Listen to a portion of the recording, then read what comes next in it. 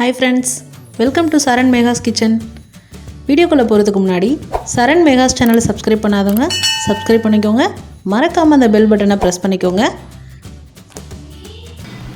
Hello viewers, பார்த்தோன்னே கண்டுபிடிச்சிருப்பீங்களே.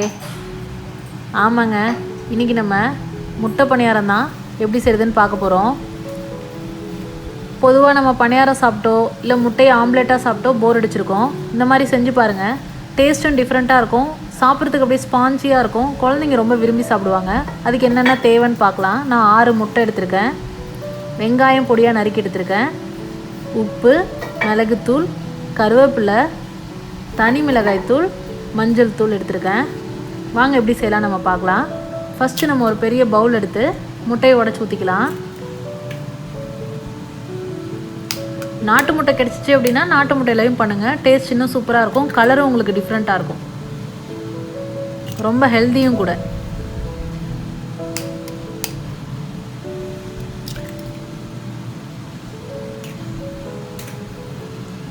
இது எல்லாருமே ஈவினிங் ஸ்நாக்ஸ் டைமில் இதை ப்ரிஃபர் பண்ணலாம். நல்லாயிருக்கும், சூடாக சாப்பிட்றதுக்கு டேஸ்ட்டாக இருக்கும். வெறும் முட்டை இருந்தால் போதுங்க, இது செஞ்சிடலாம். செய்கிற டைமும் ரொம்ப கம்மி, ஈஸியாகவும் செஞ்சிடலாம்.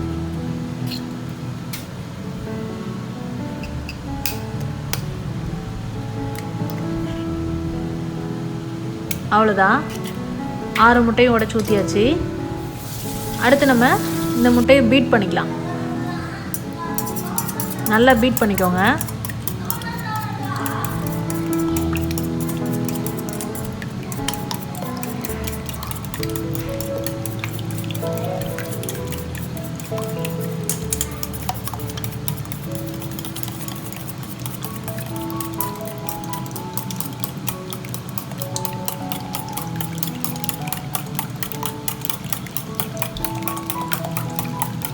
ஓரளவுக்காவது பீட் பண்ணிங்க அப்படின்னா தான் நம்ம அந்த பணியாரக்கல்லில் ஊற்றும் போது கரெக்டாக வரும் உங்களுக்கு முட்டை.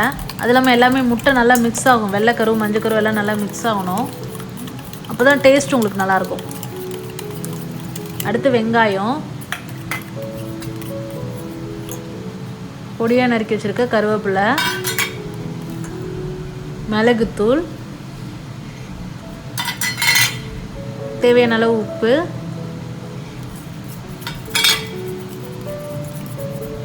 தனி மிளகாய்த்தூள், மஞ்சள் தூள். மஞ்சள் தூளும் தனி மிளகாய்த்தூளும் ஆப்ஷனல் தான், வேணான்றவங்க விட்டுடலாம்.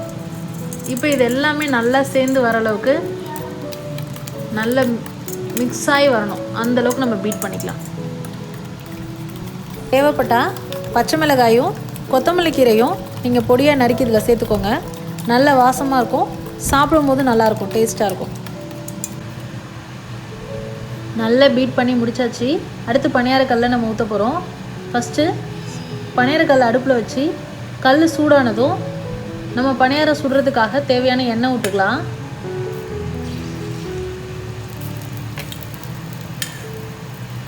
முட்டை ஊற்றும் போது உங்களுக்கு ஒரு அந்த குழியில் ஒரு ஹாஃப் அளவுக்கு மட்டும் ஊற்றிக்கோங்க, பாதி அளவுக்கு மட்டும் ஊற்றிக்கோங்க. முட்டை நல்லா உப்பி வரும் உங்களுக்கு வெந்த பிறகு, அதனால் ஃபுல்லாக ஊற்ற வேண்டாம்.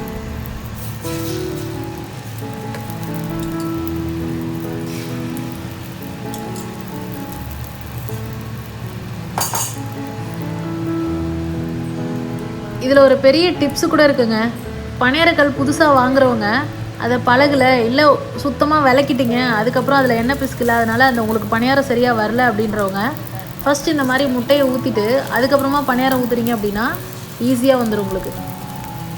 பாருங்கள், பார்க்கவே சூப்பராக இருக்குங்க.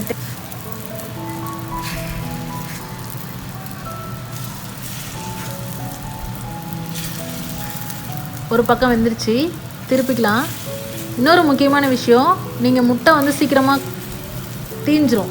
ஸோ நீங்கள் ஸ்டவ்வை மீடியம் ஃப்ளேமை விட கொஞ்சம் குறைச்சி வச்சுக்கோங்க.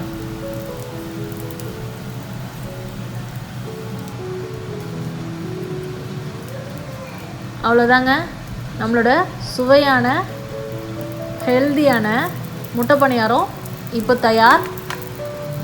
நல்ல ஸ்பாஞ்சியாக இருக்கும் உங்களுக்கு சாப்பிட்றதுக்கு. சூடாக இருக்கும் போதே சாப்பிட்ருங்க. செஞ்சு பார்த்துட்டு உங்களோட கமெண்ட்ஸை மறக்காமல் சொல்லுங்கள் ஃப்ரெண்ட்ஸ். தேங்க்ஸ் ஃபார் வாட்சிங். இந்த வீடியோ உங்களுக்கு பிடிச்சிருந்தா லைக் பண்ணுங்கள், ஷேர் பண்ணுங்கள், கமெண்ட் பண்ணுங்கள். மறக்காமல் சப்ஸ்கிரைப் பண்ணுங்கள் ஃப்ரெண்ட்ஸ். தேங்க்ஸ் ஃபார் வாட்சிங்.